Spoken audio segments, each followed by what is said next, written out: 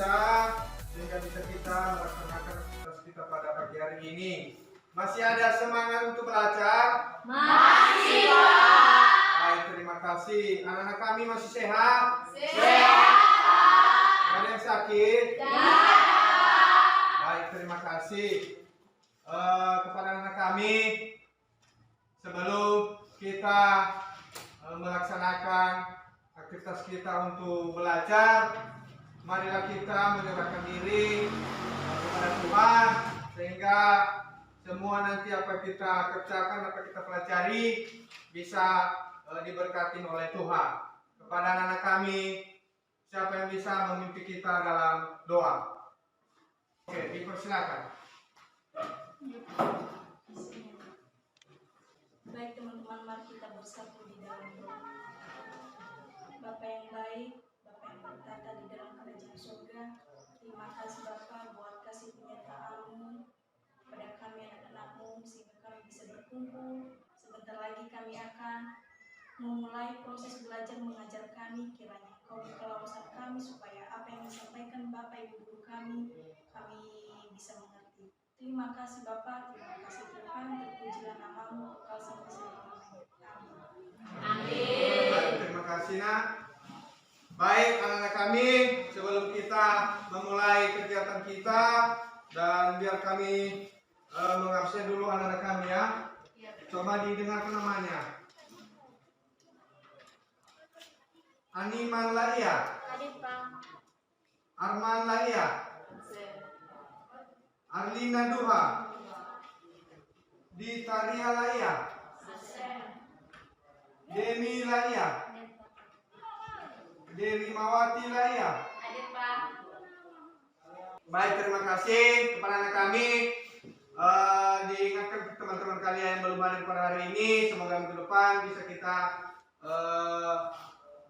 hadir bersama-sama untuk lebih belajar. Dan pada hari ini kepada anak kami masih ingat materi yang telah kita pelajari pada minggu yang lalu, dan yang namanya tentang kita sudah mempelajari yang tentang permintaan.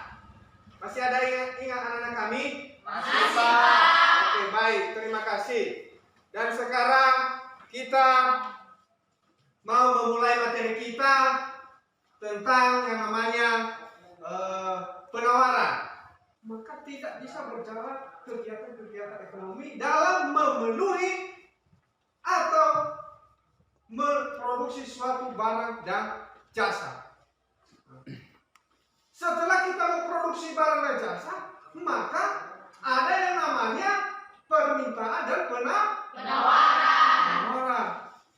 Siapa yang melakukan permintaan itu? Itu yang namanya adalah bagian pengguna.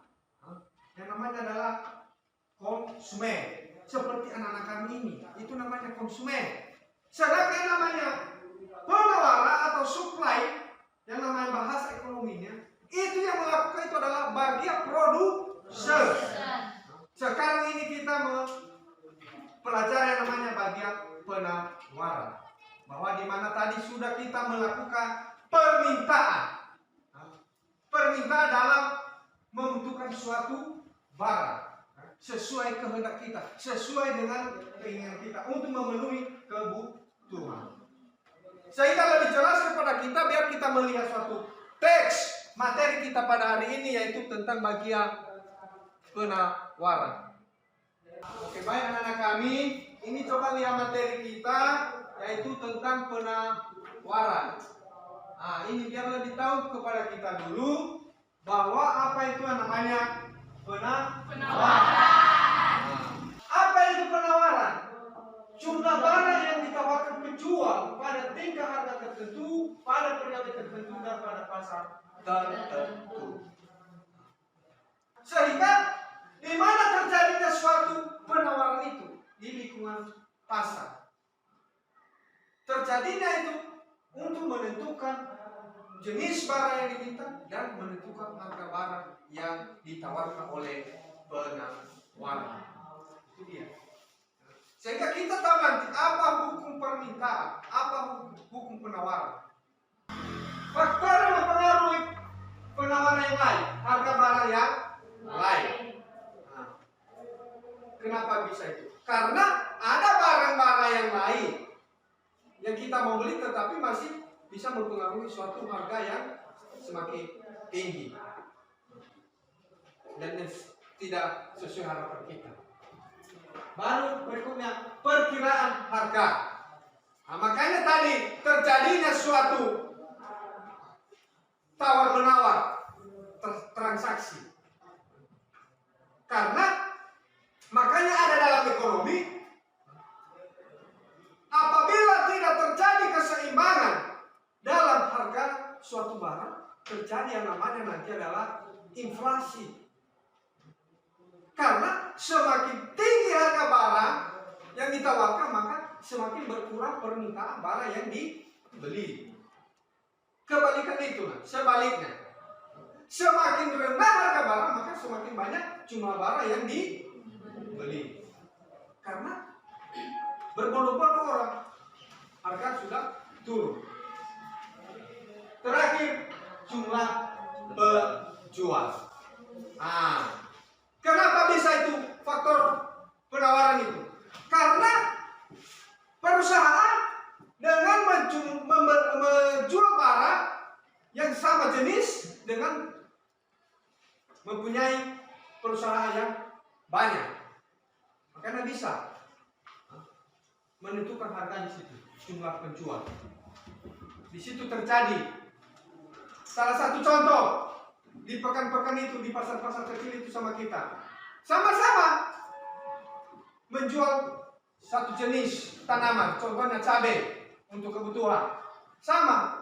Kenapa bisa kita membeli kepada yang satu, tidak membeli karena mempunyai perselisihan atau perbedaan harga? Begitu pula juga pada perusahaan. Semakin rendah harga sama kita untuk yang kita tawarkan, maka orang semakin banyak yang menawarkan untuk membeli. Hukum penawaran. Apabila harga suatu barang naik, penawaran barang tersebut akan naik. Apabila harga barang turun, penawaran barang tersebut akan turun. Sehingga terjadi yang namanya ceteris paribus, harga yang menetap. Itu yang namanya ceteris paribus, itu bahasa ekonomi. Oke, baik, mari kita lanjutkan materi kita.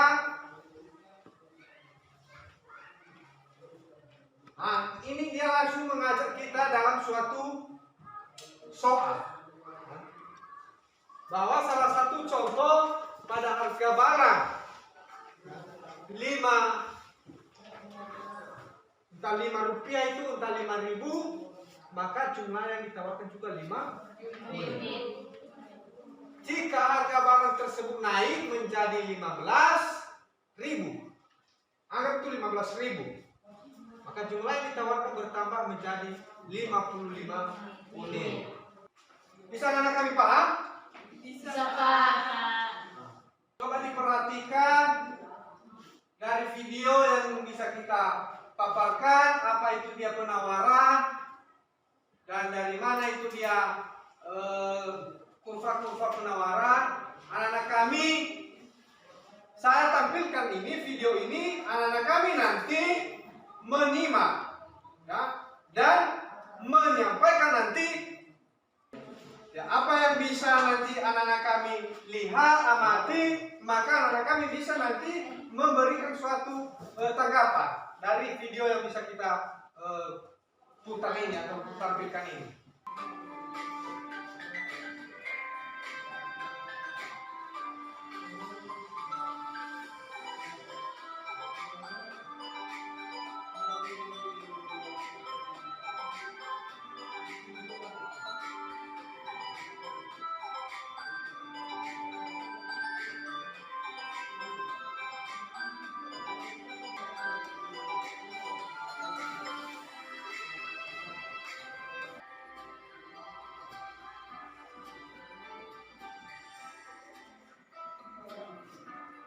Baik anak-anak kami, tadi kita sudah menampilkan video materi kita Maka anak-anak kami tadi sudah melakukan namanya untuk mengamati, melihat, dan tentu anak kami sudah bisa menikmati apa yang kalian materi yang bisa kalian lihat dari video tadi.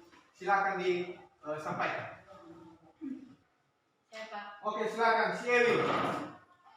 Baiklah, saya akan bertanya. Mengapa penawaran dan produksi mempunyai hubungan yang sangat erat? Oke, ada pertanyaan teman kalian.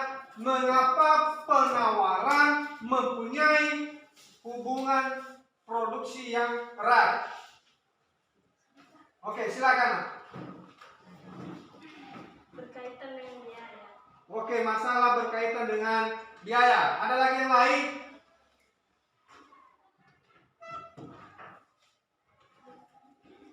Ada lagi yang lain?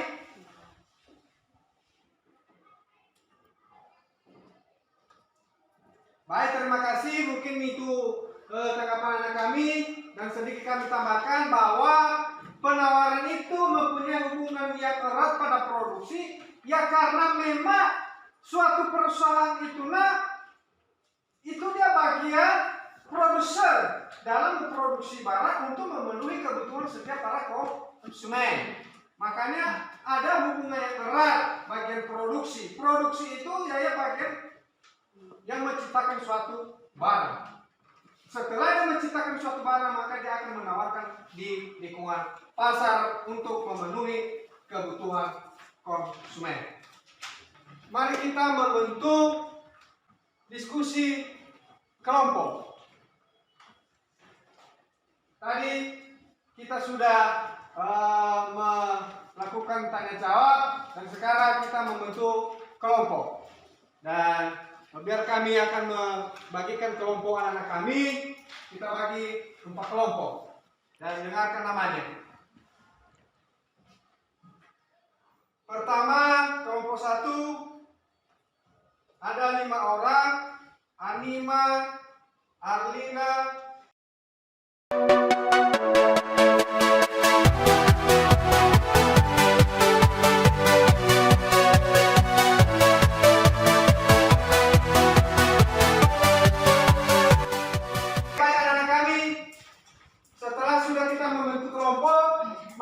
diberikan kesempatan untuk mendiskusikan kelompoknya masing-masing.